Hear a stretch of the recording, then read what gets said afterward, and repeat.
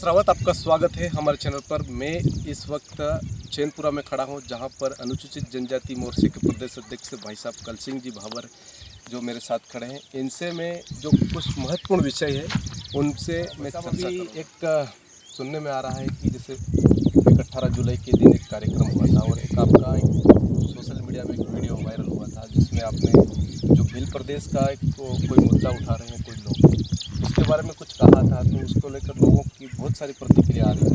तो खास वास्तविक में ये भील प्रदेश देश को तोड़ना चाहते हैं, हमारे जनजाति समाज को बरगलाना चाहते हैं। आदिवासी हमारे भोले भाले लोग रहते हैं।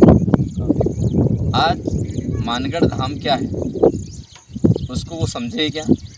मानगढ़ धाम हमारे हिंदू लोग जिन्होंने हिंदू धर्म के लिए संघर्ष किया अंग्रेज़ों से, वही अंग्रेज़ के बनाए हुए धर्मांतरित लोग वहाँ जाकर कह रहे कि ये हमारा है या हमारा प्रदेश बनना चाहिए। आज किसी घर में घर बनाता है तो उसको चलाने के लिए व्यवस्थाएं चाहिए, उतनी समझदारी चाहिए। मैं ये कहना चाहूँगा कि भील प्रदेश ने क्या हमारे आदिवासियों की संस्कृति, हमारे रीति रिवाज, परंपराएं वो लोग जानते हैं क्या? मैं एक संस्कृति के बारे में मुझे बताएं, पूरी एक पद्धति कोई निर्मित करके बताइए।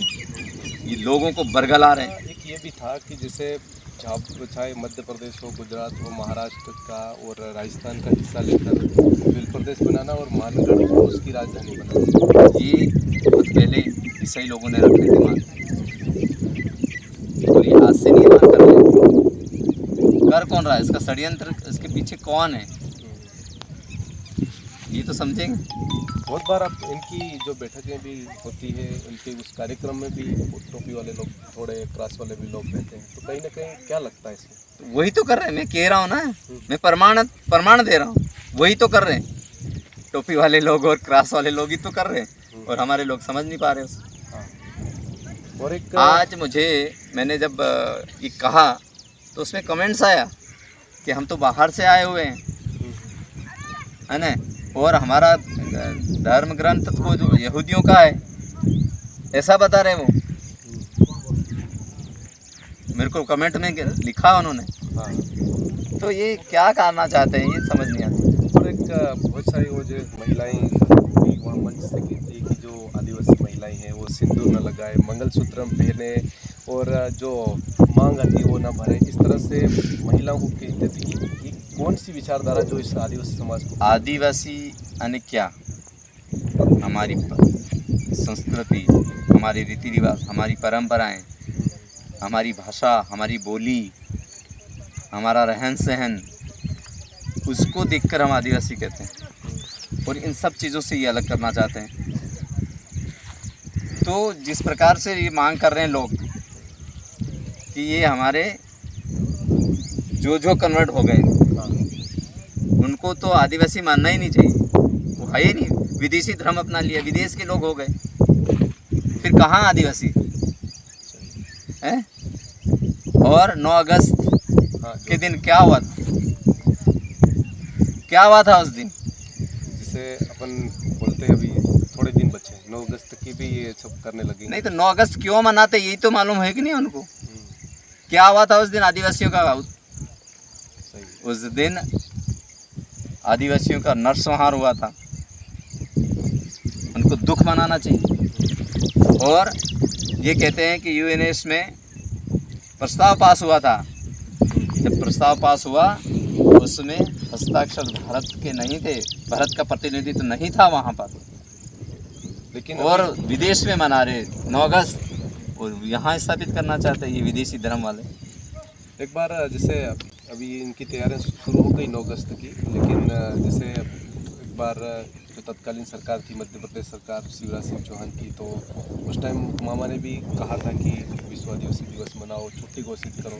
लेकिन बाद में फिर उनका जो वास्तविक षड्यंत्र पता चला कि ये इस तरह की जो हो रही है तो फिर उन्होंने मना कर दिया? हमने तो मामा जी को भी कहा था आप मत जाइए, मगर माननीय मुख्यमंत्री जी थे तो लोगों ने और कह दिया कि नहीं नहीं आना चाहिए, चले गए। मगर हमने फिर उनको अवगत कराया वास्तविकता क्या है।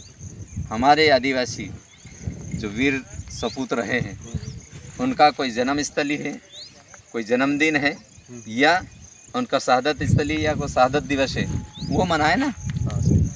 हम उनको ऊपर उठाएं। आज ये कहते हैं कि हम हिंदू नहीं है। बाबा कसुमर कौन है, सावन माता कौन है, ये कौन समाज के थे? कसुमर डूंगर आज भी है, प्रमाण है, आज भी वहाँ पत्थर के डंके बजते हैं। आप गए नहीं मालूम, मगर गए थे हम। हाँ, वहाँ डंके पत्थर के बजते हैं आज भी, मैंने बजा कर आया हूँ, हाँ सही। है ना। तो कसुमर हमारा आदिवासी पूर्वज है, हमारा देव है, हमारा देव भगवान है। सावन माता हमारी उन कसुमर की बहन है, माता जी हैं, हम उनको मानते हैं। और ये कहते हैं हम हिंदू नहीं है। युगों युगों से हम हिंदू, आदिवासियों से ही हिंदू उत्पन्न हुआ है। हमारी रीति रिवाज, संस्कृति, प्रकृति, हम जिस चीज़ को पूजते हैं वो हिंदू पद्धति से पूजते हैं। ये बरगलाने की बात करते हैं। अभी जैसे ये बोलते हैं कि हम प्रकृति पूजक हैं, लेकिन एक प्रकृति तो आदिवासी रोज डेली प्रकृति की पूजा करता है, पेड़ पौधों की पूजा करता है। इनको पता ही नहीं नदी को क्यों पूजते हैं, पहाड़ को क्यों पूजते हैं। आज भी हमारे आदिवासी समाज अगर बारात जाती है तो नदी में नारियल फोड़ के फिर निकलता है। पहाड़ बाबा डूंगर आता है तो नारियल फोड़ता है, कोई देव स्थान आता है तो वहाँ नारियल फोड़ता है, और बरगद के नीचे बारात नहीं जाती है। तो क्या है, और ये लोग उसका विरोध करते हैं। अभी एक डीलिस्टिंग की मांग चल रही है जिसमें आदिवासी जो ईसाई बन गए हैं और कई नौकरियों पर पद बैठे हैं, बहुत क्रिश्चियन बने हुए हैं। डीलिस्टिंग होना चाहिए, हम उसके पक्ष में हैं, और ऐसे लोगों को बाहर करना चाहिए। ये आदिवासी नहीं है, विदेशी बन गए। इनके भगवान कहाँ, यरूशलेम में पैदा हुए थे। कहाँ है यरूशलेम? इसराइल में, इजराइल की राजधानी है। फिर और ये यहाँ उनका जय जयकारा करते हैं। भारत माता की जय जयकारा नहीं करती है। भारत माता साक्षात जीती जागती हाजरापति है। भारत माता ने कौन, इस माँ इसलिए मानते हैं धरती माता को कि ये हमारी साक्षात माँ है। हम इसी का दूध पीते हैं, इसी का अन्न खाते हैं।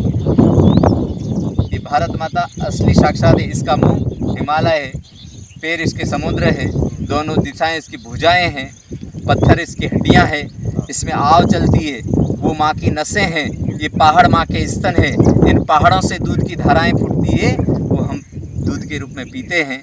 इसलिए ये साक्षात हमारी माँ। में जो सर्च निर्माण हो रहे हैं उसमें कुछ मध्य प्रदेश सरकार का मध्य प्रदेश सरकार का कुछ भी इसमें हस्तक्षेप नहीं है, और जहाँ बनाएंगे हम उसको तोड़ेंगे। अभी हमारे सामने एक चौकवाड़ा में मंदिर, इन्होंने चर्च बनाया, और उसके लिए गांव वाले लोग जागरूक हुए और उस चौकवाड़ा का मंदिर को उद्घाटन नहीं करने दिए। उद्घाटन कर रहे थे चौकवाड़ा में। तो क्या सरकार कुछ और प्रयास करेगी इन जो आदिवासी क्षेत्रों में आपकी तरफ पूरा से? प्रयास। मैं तो अब इसीलिए भिड़ जाऊंगा। आदिवासी जैसे अनुसूचित जनजाति मोर्चे आदिवासी क्या है, असलियत हर आदिवासी समाज को मैं बताऊंगा। ये कहते हैं बहुत डिबेट कर ले। अभी जो हमारे जयेश छोड़ के भाजपा में आए, उन्होंने मेरे ऊपर कितने लाछन लगाए थे, मगर वो आज भाजपा में आ गए, हमारे परिवार में सम्मिलित हो गए।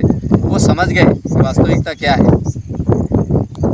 इसलिए हम वास्तविकता बताएंगे सबको। ये सारी जो मध्य प्रदेश की मांग हो, चाहे धर्म कोड की मांग हो, हिंदू पूजा पद्धति की जो इस तरह की जो लोग कह रहे हैं, मैं सब कह रहा हूँ सरासर धर्म गलत कोड कौन मांग रहा है? वो लोग मांग रहे हैं। जो आदिवासी को बरगलाना चाहते हैं कि तुम हिंदू नहीं हो, तुम्हारा कोई धर्म नहीं है। आदिवासियों का जो धर्म है, ऐसा धर्म पूरे विश्व में नहीं है। वो धर्म के निष्ठावान है, वो धर्म के प्रति बहुत आस्थावान है, वो धर्म को अपने आप के अंदर उतार के रखते हैं। इसलिए हिंदू पद्धति से ही हमारे आदिवासी समाज चला है, युगों युगों से, आज से नहीं।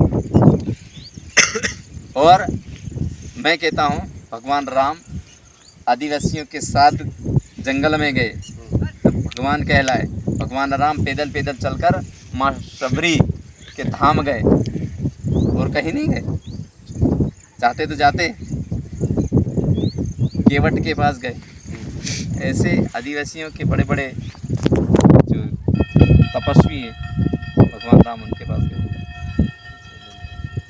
आपने सुनी होगी भाई साहब जो कि अनुसूचित जनजाति मोर्चे के प्रदेश अध्यक्ष थे, उन्होंने कहा कि जिस तरह से जो मानगढ़ में जो 18 तारीख को जो कार्यक्रम हुआ था, उन्होंने सोशल मीडिया के माध्यम से भी बताया था कि जो कार्यक्रम हो रहा है कहीं ना कहीं ये अपने जो हिंदू आदिवासी समाज के लिए गलत है। ये जो भील प्रदेश की मांग है ये कहीं ना कहीं पहले जो ईसाइयों द्वारा उठाया गया था और वो आज ये लोग कर रहे हैं। भील प्रदेश की मांग आज से नहीं कई सालों से उठती आई है, लेकिन उसके पीछे ईसाइयों और इस्लामियों का जो षड्यंत्र है कहीं ना कहीं इसके कारण जो आज ये जो लोग हैं जो भ्रमित हो गए हैं और जो हिंदू पद्धति चाहे जो माता बहनों को कह रहे हैं कि मांग ना भरो, सिंदूर ना लगाओ और मंगलसूत्र ना पहनो, ये कहीं ना कहीं जो देश तोड़ ताकतें हैं और जो आदिवासी समाज को भ्रमित करने की जो बात कर रहे हैं, तो ये आपने सुनी होगी कि भाई साहब ने किस तरह से कहा।